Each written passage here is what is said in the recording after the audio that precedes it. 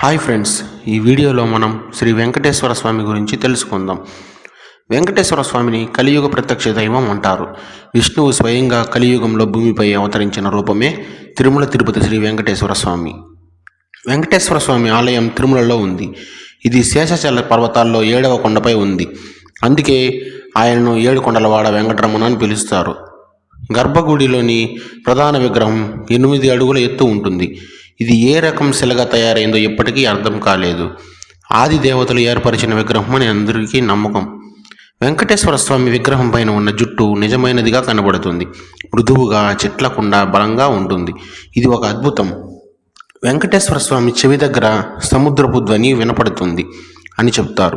ఎందుకంటే ఇది శేషాచల పర్వతంలో ఉండటం వల్ల శేషుని శక్తి ప్రభావితం అవుతుంటుంది అని చెప్తుంటారు.